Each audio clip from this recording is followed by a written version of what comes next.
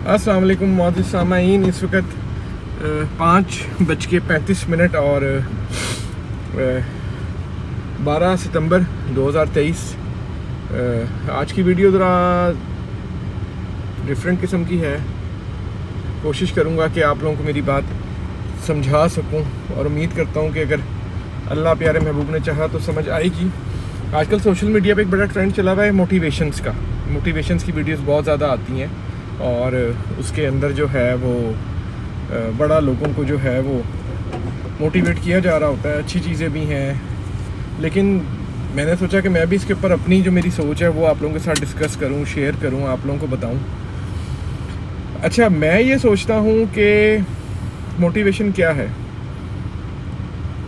अगर आप वाकई में मोटिवेट होना चाहते हैं और वाकई में अपनी ज़िंदगी के अंदर पीस, सुकून और एक बड़ी कंफर्टेबल और एक बड़ी लग्जरियस किस्म की ज़िंदगी जीना चाहते हैं, तो उसके अंदर आपको जो मैं एक बात सोचता हूँ वो ये है कि कोशिश ये करें कि फजर से तकरीबन कोई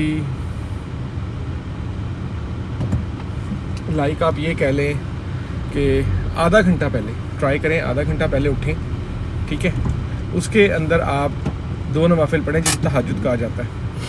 अच्छा, जब आप वो 2 तहज्जुद की रूटीन बनाएंगे और उसको पढ़ेंगे ना, तो उसको 2 तहज्जुद पढ़ने के बाद आपने बारगाह इलाही के अंदर अपने आप को बग़ैर किसी दुनियावी तमन्ना के, लालच के सरेंडर करके बैठ जाना और अल्लाह ताला से बस ये कहना कि या रब्बुल आलमीन, तेरा शुक्र है कि तूने इस पिछले पहर जिसको तूने ख़ास जो है वो मुकर्रर किया वक्त को, और जो मेरे प्यारे नबी बाकायदा जो है मोहम्मद मुस्तफ़ा सल्लल्लाहु अलैहि वसल्लम के ऊपर फ़र्ज़ नमाज भी थी कि आपके ऊपर तहज्जुद की नमाज़ फ़र्ज़ थी, ठीक है। तो या अल्लाह पाक तूने मुझे भी तौफीक दी कि मैं इस टाइम पे उठा और तेरी बारगाह में पेश हुआ। तो जब आप उठेंगे और 2 नवाफिल पढ़ेंगे, 2 नवाफिल पढ़ने के बाद आपने कुछ नहीं करना, जस्ट आपने जो है वो एक सिंपली काम करना है। और वो काम ये करना है आपने कि तहज्जुद पढ़ने के बाद आपने फ़जर का वेट करना है, और फ़जर की नमाज़ के अंदर और तहज्जुद की नमाज़ के बीच में जो 5 मिनट रह जाते हैं, उसके अंदर आपने अल्लाह ताला से ना एक दुआ मांगनी कि या रब्बुल आलमीन, तेरा लाख लाख शुक्र है कि तूने मुझे सेहत और तंदुरुस्ती वाली ज़िंदगी अता फ़रमाई, और मुझे सेहत और तंदुरुस्ती वाली ही ज़िंदगी अता फ़रमाना, और मुझे दुनिया के अंदर ना मुझे मेरे अज़ीज़ व वक़ारिब का, ना मेरी बीवी का, ना मेरे बच्चों का मोहताज रखना। अगर आप अनमैरिड हैं तो अल्लाह ताला से दुआ मांगनी कि या रब्बुल आलमीन, मुझे एक नेक सालिक बीवी अता फ़रमा और उसके वसीले मुझे नेक औलाद अता फ़रमाना, ठीक है। जब आप इस तरफ आएंगे ना, तो अल्लाह ताला आपके लिए खुद ब खुद एक ऐसी मोटिवेशन और पावर क्रिएट करेगा कि जो शुरू में ये रूटीन बहुत टफ़ है, लेकिन जब आप इसके ऊपर लग जाएंगे ना, तो आप खुद अपने अंदर एक स्ट्रेंथ, एक पावर और एक दुनिया को फेस करने की क़ुव्वत पाएंगे। और फजर की नमाज के बाद आपसे चाहे 1 लाइन पढ़ी जाए, 2 लाइन पढ़ी जाए, 3 लाइन पढ़ी जाए, आधा सिपारा पढ़ा जाए, पूरा सिपारा पढ़ा जाए, आप उस कुरान पाक को अपनी ज़िंदगी के अंदर ले आएँ। जब आप ये अमल करना शुरू करेंगे ना, तो आप खुद अपने अंदर एक ऐसी चीज़ महसूस करेंगे कि आपको अपनी ज़ात पे कॉन्फिडेंस आना शुरू हो जाएगा, अपनी ज़ात पे भरोसा आना शुरू हो जाएगा। और जब आप अपने तमाम मामलात अपने किसी के साथ डिस्कस करने की बजाय अल्लाह की बारगाह में डिस्कस करेंगे ना, चाहे आप किसी परेशानी में हैं, किसी आजमाइश में हैं, किसी भी चीज़ में हैं, तो अल्लाह ताला आप तक ऐसे बंदों की रसाई कर देगा कि वो खुद ब खुद आपके साथ राब्ते में आ जाएंगे और आपको आपके उस मसले से और सलूशन से आपको बाहर निकाल देंगे। कोई भी चीज़ ऐसी नहीं है जो अल्लाह ताला की मर्ज़ी के बगैर होती हो। ज़िंदगी में याद रखिएगा कि जो सांसें भी हैं ना, ये भी अल्लाह ताला की मर्ज़ी के बगैर चलती हैं। हम जितनी मर्ज़ी प्लानिंग्स कर लें, हम जितना सब कुछ कर लें, तो हमें जो है वो कुछ भी उसका रिज़ल्ट नहीं मिलता कि जब तक अल्लाह ताला की ज़ात हमसे राज़ी हो किस चीज़ को अता ना फरमाए। जैसे भी रिसेंटली आपने देखा था कि वो जो टाइटैनिक के अंदर लोग नीचे गए और जाके डूब गए, ठीक है। वो इतने बिलियन खरबियंस ईयर्स से कि आप और हम सोच भी नहीं सकते, ठीक है। लेकिन उनके बारे में ये भी कहा जा सकता है कि उनसे ज़्यादा चैरिटी भी कोई नहीं करता था, ठीक है। उनसे ज़्यादा गरीबों की मदद भी शायद पाकिस्तान के अंदर, जो मेरी नॉलेज है, मैं गलत भी हो सकता कि नहीं करते थे लोग, जितनी वो लोगों की मदद करते थे, सब कुछ करते थे, ठीक है। लेकिन अल्लाह ताला ने, आप ये देखें कि ना वो खुद रहे, ना उनके साथ उनका बेटा रहा। अब आप इसको क्या कहेंगे, जिसके ऊपर सोशल मीडिया के ऊपर उस चीज़ को भी मजाक उड़ाया गया कि जी पाकिस्तान के हालात ऐसे, उनको चाहिए था।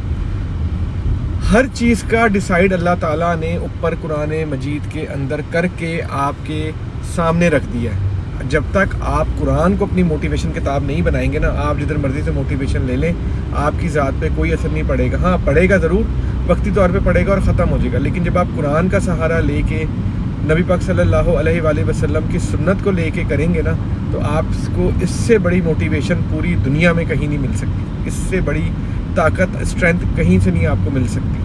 کوشش کریں کہ بس آدھا گھنٹہ پہلے اٹھ کے اللہ کے آگے اپنی ذات کو سرنڈر کر دیں اللہ تعالیٰ سے اپنے لیے لیکن سوچ میں آپ کی اس وقت کچھ نہیں ہونا چاہیے.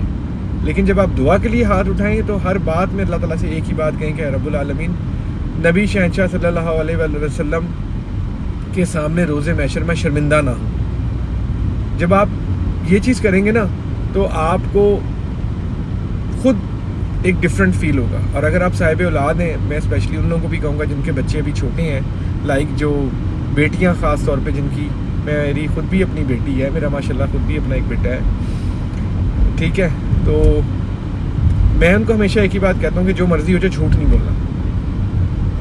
ابھی سے میں ان کو اس بات کی تربیت دیتا ہوں کہ جو مرضی ہو جائے، تم کچھ بھی کر رہا ہو دنیا کے اندر، کچھ بھی تمہارے ساتھ ہو جائے، جھوٹ نہیں بولنا. دوسری چیز، کوئی تمہارے ساتھ زیادتی بھی کرے تو اس کو درگزر کرو پہلے. اس کے بعد میں ان کو یہ چیز سمجھاتا ہوں کہ لوگوں کے لیے ابھی سے آسانی کرو. جیسے آپ اسکول جاتے ہو، اگر آپ کے پاس اب تو ہمارے والا تو ٹائم ہی نہیں ہے، اب تو ہر بندہ ماڈرنائز ہے. اگر کسی بچے کو آپ کسی پریشانی میں دیکھ رہے ہو، اگر کوئی دوسرا بچہ جو ہے اس کے ساتھ، دوسرے بچے کے ساتھ کوئی پرابلم کریٹ کرا، تو ان کے اندر آپس میں اتفاق کرواؤ، ان کی آپس میں صلح کرواؤ اور ان کو آپس کے اندر سمجھاؤ، بنسبت اس کے کہ وہاں پہ کھڑے ہو کے تماشا دیکھو.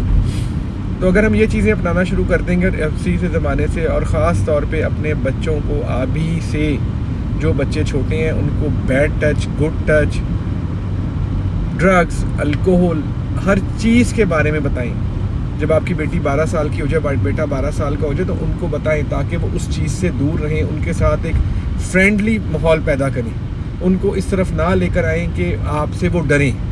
میں نے اپنی زندگی کے اندر صرف ایک دفعہ، مجھے اچھی طریقے سے یاد ہے کہ میں نے اپنے بچوں کو ڈانٹا ہوگا، اور اس کے نیکسٹ ڈے ہی لمحے کے بعد، شکر الحمدللہ میرے نبی پاک صلی اللہ علیہ وسلم کے وسیلے اللہ تعالیٰ نے مجھے اتنی قوت عطا فرمائی کہ میں جانماز پہ جا کے اللہ تعالیٰ سے میں نے توبہ کی کہ اللہ پاک آج کے بعد میں کبھی بھی نہ اپنے بچوں کو ڈانٹوں گا، نہ میں کبھی اپنے بچوں کے ساتھ بیڈلی یا ہارشلی میں ان کے ساتھ بیہیو کروں گا. یہ میں آپ کو اپنی پرسنلی بات بتا رہا ہوں، ایسی چیز کوئی بھی نہیں میرے خیال سے بتاتا. اور شکر الحمدللہ آج میرے خیال سے 8-9 سال ہو گئے ہیں کہ میں بہت سویٹلی اپنے بچوں سے بات کرتا ہوں. کوئی بھی بات مجھے سمجھانی ہے انہیں پیار سے اکیلے میں سمجھاتا ہوں. کبھی لوگوں کے سامنے میں انہیں کوئی چیز، بچے ہیں ظاہر سی باتیں اونچ نیچ کرتے ہیں، تو میں کبھی ان کو جو ہے وہ کبھی بھی کسی کے سامنے کچھ نہیں کہتا، ٹھیک ہے. اسی طرح جو آپ کا میاں بیوی کا رشتہ ہے، اس کے اندر بھی جو آپ ہیں نا، وہ اپنی بیوی کو کبھی بھی کسی کے سامنے کچھ مت کہیں، نہ اپنے بہن بھائیوں کے سامنے، نہ اپنے ماں باپ کے سامنے، ٹھیک ہے. اور اسی طرح کبھی بھی اپنے ماں باپ کے ساتھ، اپنے بہن بھائیوں کے ساتھ،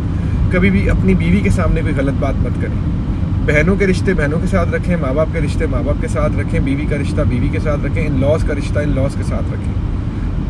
جب آپ کے اندر یہ چیز آپ کرنا شروع کر دیں گے تو اس سے بڑی موٹیویشن اور زندگی میں کامیابی کی سیڑھی کوئی نہیں ہے کہ اگر گھر کے اندر سکون ہو.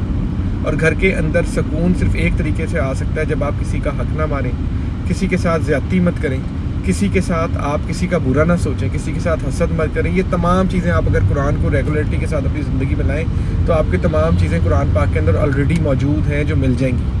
اللہ نے دنیا جو ہے کھیل تماشا کا ہے، تو ریئلٹی آج کل آپ دیکھ لیں باہر صرف دکھاوے ہوئے کے علاوہ کیا ہے، جھوٹ کے علاوہ کیا ہے، الزام تراشی کے علاوہ کیا ہے. سوشل میڈیا، اللہ تعالیٰ کی ذات، نبی صلی اللہ علیہ وسلم کی ذات بار بار ایک بات کہتی رہی، یا الہی میری امت، یا الہی میری امت. لیکن ان کو پتہ تھا نا امت کیسی ہوگی، کہ ہمیں اگر کسی کی کوئی عیب پتہ چلے گا، کوئی برائی پتہ چلے گی، تو ہم اس کو اتنا لوگوں تک پھیلائیں گے کہ جس سے وہ بندہ ویسے ہی ڈوب کے مر جائے.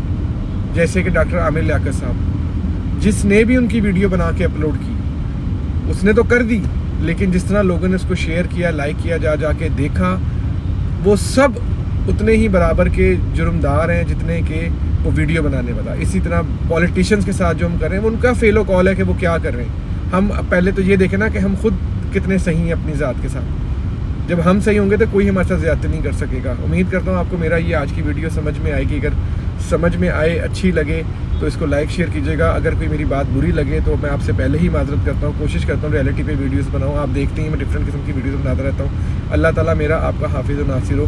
اللہ حافظ.